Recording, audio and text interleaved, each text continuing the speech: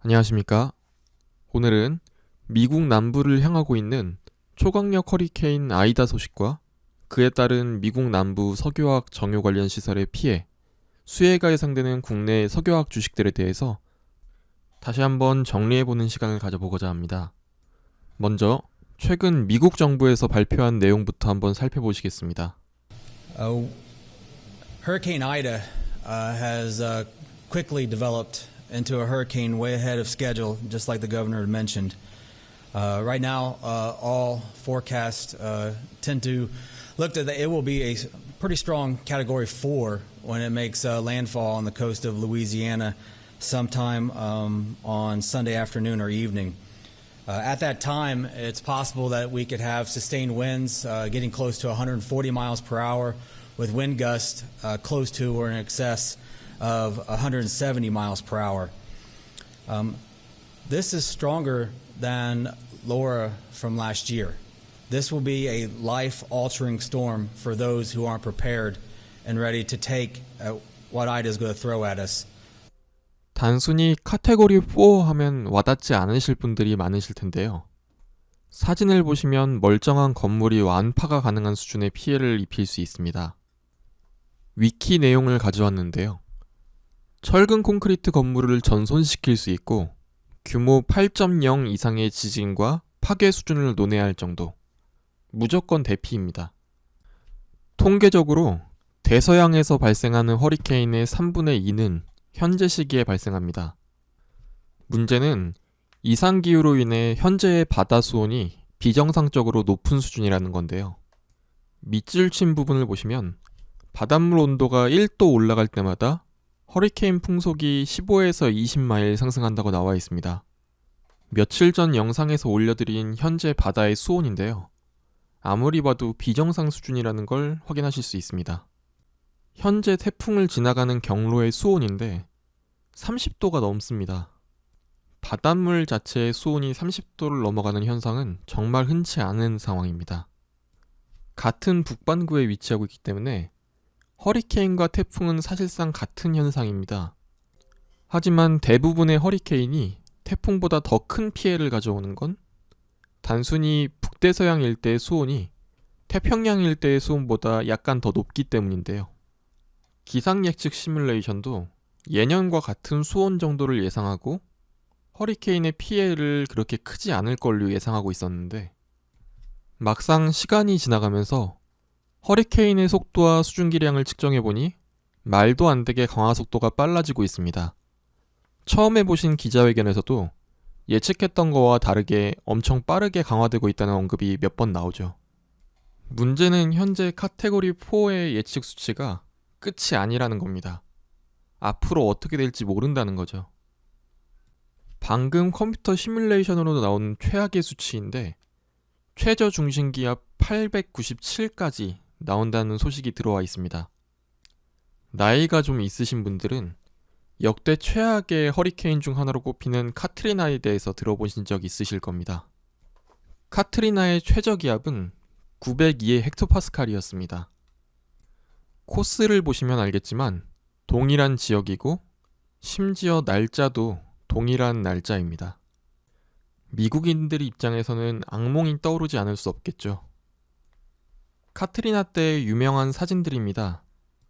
당시 이 근방에 오래된 슬럼가가 많아서 재개발에 대해서 고민하고 있었는데 허리케인 한 방이 그야말로 구획을 정리해줬다고 합니다. 문제는 아까도 말씀드렸지만 허리케인이 너무 빠른 속도로 강화되어서 대피 시간이 얼마 없는 상황입니다. 본격적으로 허리케인이 상륙할 때까지 이틀밖에 남지 않은 상황인데요. 루이지애나의 오른쪽 미시시피주의 상황입니다. 현재 대피하는 차들로 인해 차량이 꽉 막혀 있는 상황인데요. 현지의 유튜브 댓글 중에서는 이미 주유소에 기름이 다 떨어져서 대피를 하려고 해도 가스나 기름을 구하지 못한다는 이야기들이 나오고 있습니다. 상황이 매우 심각한데요. 벌써 보험사들이 걱정하기 시작했습니다. 특히 재보험사들이요. 이 정도 규모의 천문학적인 재해가 발생하면 보험사들의 상당한 피해를 입게 되죠. 현재 예측되는 카테고리 4의 설명입니다. 세계에서 가장 빠른 롤러코스터보다 바람이 빠르게 느껴진다. 아까 설명드렸듯이 주택 정도는 가볍게 무너뜨릴 수 있는 규모의 폭풍입니다. 이미 해안의 정유시설 같은 곳에 있는 근로자들은 다 대피가 끝났고요. 작년 8월에 거의 동일한 곳에 피해를 입힌 허리케인 로라보다 피해가 더욱 클 것으로 예상하고 있습니다. 아까 바닷가에 있는 유정 직원들이 철수했다고 했는데 해안에 있는 정유소들은 아예 직원들을 해고하기도 하고 석유화학 기업들은 공장의 생산을 중단 중입니다. 루이지애나만 이야기하고 있지만 이 정도 태풍의 위력이면 주변 지역인 텍사스도 초토화될 가능성이 있습니다. 이미 연방정부 차원의 비상사태도 선포된 상황이고요. 미국인들이 참 이런 거 좋아하는데요. 역사적 통계에 의하면 허리케인이 1년에 이 지역을 지나갈 확률이 3분의 1 정도 된답니다. 작년에 허리케인 로라가 지나갔었던 걸 감안하면 올해는 2년 연속으로 이 지역에 타격이 가는 흔치 않은 상황인 거고 심지어 타격의 강도도 엄청날 것으로 예상되는 겁니다. 아직 작년에 타격을 입은 공장들이 회복되지도 않은 상황인데 말이죠. 미국의 석유화학, 특히 플라스틱 공급 쪽에 올해도 큰 문제가 생길 가능성이 현재 매우 높아졌습니다.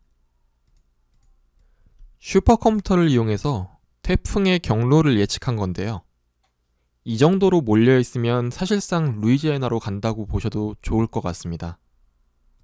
미국 연방정부에서 예측한 경로랑도 거의 일치하는 걸 확인하실 수 있는데요. 이 지도는 미국의 NCC, 즉 석유를 재료로 석유화학 제품을 생산하는 공장들의 위치도입니다.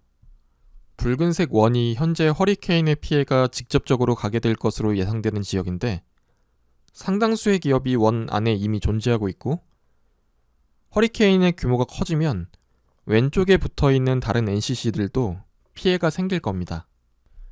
두 번째 지도는 NCC에서 나온 석유화학 성분으로 플라스틱 등의 제품을 생산하는 기업들입니다. 마찬가지로 보시면 원 안에 상당수 몰려있고 원 옆에 붙어있죠. 마지막 지도입니다. 해안의 유전과 가스전의 지도인데요. 태풍의 경로가 사실상 거의 가운데를 쓸고 지나갑니다. 피해가 없을래야 없을 수가 없는 상황인데요. 붉은색 선은 작년 태풍 로라가 이 지역을 강타했을 당시의 시점입니다. 이후 약 3개월간 미국의 석유화학 제품이 매우 부족해지면서 단가도 상승하고 주가도 랠리를 보였습니다. 마찬가지로 NCC를 운영하는 대한유화도 이 시기를 기점으로 주가가 엄청나게 상승했고요. 금호석유도 마찬가지입니다.